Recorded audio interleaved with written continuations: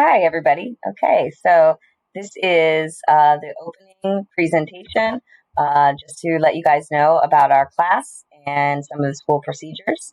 So I'm going to go ahead and get to it.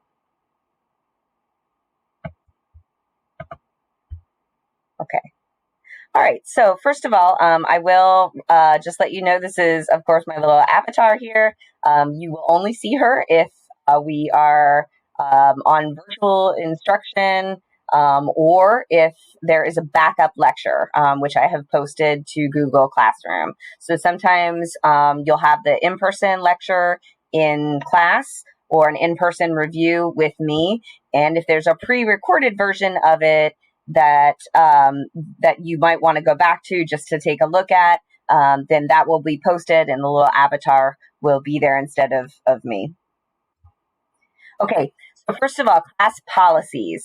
You must be on time every day, whether we are in person or virtual.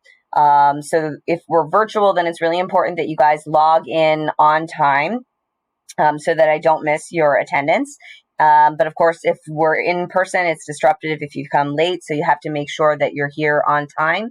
Otherwise, if you come too late, then you'll end up having to go back to the office to check in there. So just make sure you're here on time. Obviously, if you are late or if you are absent, then you will be responsible for any work that is missed, or any tests that you missed will have to be made up as soon as possible. Please check Google Classroom often for updates and announcements as things go. If due dates change, that everything will be posted there. And if you need to contact me after class, then the best way to do that is actually through Google Classroom, or you can email my Stateliners email. I know there is the other email, that's the Pberg email address, the old one. It's much better if you email me through Google Classroom or my Stateliners Google account. Just that it will get to me much faster, and it will alert me to your concern much faster. So please use that. Please be aware, though, that I am often unavailable outside of school hours, so I may not get back to you on the same day if it happens, if you email me or contact me during the evening. But I will respond as soon as possible. And typically I respond to every email first thing in the morning at the very least. No food or drink is allowed in my classroom, unfortunately. You must keep your mask on at all times. And so I'm not even allowed to say that you can have coffee or anything like that at your desk. So please respect that school policy. And obviously, if things change, we can lighten up on that. But for now, no food or drink, especially the first morning class. I know some of you are still trying to scarf down your breakfast or sip your coffee, but you're going to have to ditch that at the door. Just make sure that you fill up and eat before the class actually starts. Generally speaking, I do not accept late work, and I do not give partial credit for partial work. So unless you've seen me ahead of time and you have a medical excuse for not having your work on time and in full, there will be no partial credit. Okay, Google Classroom. I'm going to go to that here in just a second, but you are going to look at the in box, and that is where you're going to see all current assignments, and that is where you will be submitting all of your work for the class. Mainly for the smaller assignments, of course, you'll have study guides due throughout the week as we read the literature unit, but I typically don't load the participation credit in until the very end of the week. So there are no submissions beyond Fridays at 3:00 for credit. Obviously, if it's a bigger assignment like an essay or a project that's due, that's going to be due on the due date. No exceptions. Once work has been moved to the out box, then that means the grade is officially done, posted in Genesis, and all those grades are final. You will find both text without audio and text with audio loaded in Google Classroom. So there's actually no textbook for this class. And for most of you, except with AP, for the exception for our novel units in AP, all of the text is actually loaded digitally into Google Classroom. If you prefer a hard copy textbook, the old school, the big textbooks with everything in them, that absolutely can be provided for you. Just let me know. But otherwise, everything will be located on Google Classroom. If we use an audiobook with the text in class to read together, then you can always go back to the text without the audio. If you don't want to listen to the whole thing again, if you're just scanning it to look for answers for your study guide, or if you need to quote from the text, both versions will be available there. Okay, and as I said, there are going to be some pre-recorded versions of the lectures and other supplemental materials that can be located on Google Classroom. So that's not required that you go back and look at those things, but they are there if you need them. Okay, and I'm actually going to just go to Google Classroom right now and just show you what it looks like. So this is period 1. But all of my Google Classrooms look the same. So here you can see this is the inbox. This is where current assignments have been listed. You're just going to go to the assignment and you're going to post your answers and post it to Google Classroom. For the study guides, I would recommend that you save a copy for yourself so you can list your answers that you have written down, but you might want to add to it later as we have a class discussion. So please feel free to keep a separate copy just for yourself to add to answers if you feel you need to do that. Now these just have posted dates here. That means I haven't decided on the final deadline yet. We haven't gotten to it, but as soon as the deadline comes up, then that will change. Okay, this is the outbox. That's where things are going to go. Once you will know when it gets to the outbox, there's no turning back. The assignment is fully loaded into Genesis, and there's no grades beyond that point. Okay, now here is text with no audio. So these are all the short stories in our unit. If you just click on these, then you will just see just a plain text version of the short story. When you get down here, this is text with audio. So this will bring you to a YouTube video that has the very same text, but with an audio accompaniment. So that way, we'll mostly use these in class just for the audio reading as we read together. But if you prefer an audio version, then by all means, that is here for your access. Okay. Now, recorded lectures. Okay, I will load this opening lecture into this slot here if you need to go back and rewatch it for any reason. Other lectures will be loaded as well. But the pre-recorded lectures just is there for a backup in case you miss class and you want to go back and take a look at the lecture, or if, for any other reason that you need to go back.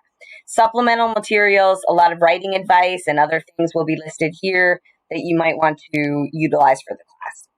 That is our Google Classroom.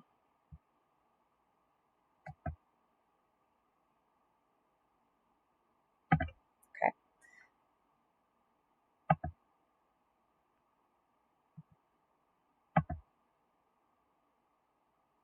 Okay.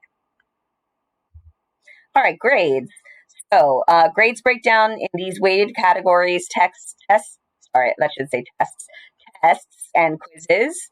Are 50% of the class, and the tests are worth double a quiz. 20% is homework and classwork. 10% is vocab, and that will be just your vocab tests. Homework will just be loaded into the homework classwork credit typically, and then writing and other projects is 20%. All right, our units. So depending on what level of English with me you have signed up for. So the first unit for everybody is modern short stories. Our next unit in marking period 2 will be novels. So the CP level will be reading Lord of the Flies. The honors level will be reading The Picture of Dorian Gray. The AP level will be reading both Dubliners and As I Lay Dying. The next units after that, in the second half of the year, everyone will be doing some Anglo-Saxon and medieval poetry and fiction. The AP Lit students will be doing an expanded poetry unit, going all the way from the Anglo-Saxon period through some modern poetry. also, of course, you'll be doing more test prep based on the AP Literature exam. The CP level after that with Renaissance will be reading Macbeth, and the honors and AP students will be reading Hamlet.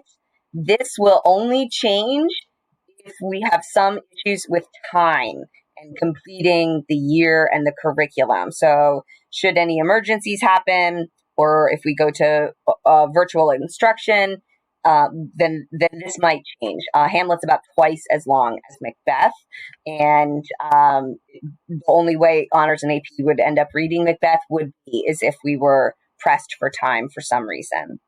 All right, and at the end of the year, my little avatar is in the way here, but we will do just little things at the end of the year. We have some pieces of satire from the 18th century, additional poetry, and Sherlock Holmes short stories. So again, depending on how much time we have in the fourth marking period, that is what we will cover. As far as writing, in the first marking period, everyone will be doing a literary analysis essay. So that will be analyzing literature using textual evidence. You will be using MLA format to cite and quote from the texts. In the second marking period, we will be doing a reader's response research, and I will explain what that is at a later point. But again, you will be citing from our piece of literature, and then you will be then bridging it to other source material for some research. And you will be using MLA to cite and document your source material.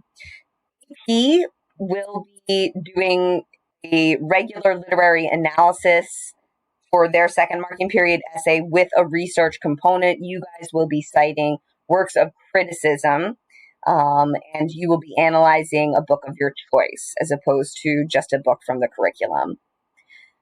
In the next second half of the year, we'll be doing some other types of projects in addition to writing. So we'll do some kind of collaborative electronic project for the Anglo-Saxon and medieval era. AP will also be doing a project based on the AP literature test as part of our test prep. And then at the very end of the year, we'll be doing these things called one-pagers. You may have done something like that in the past. But that will be what we use to kind of creatively review Shakespeare, Macbeth, or Hamlet.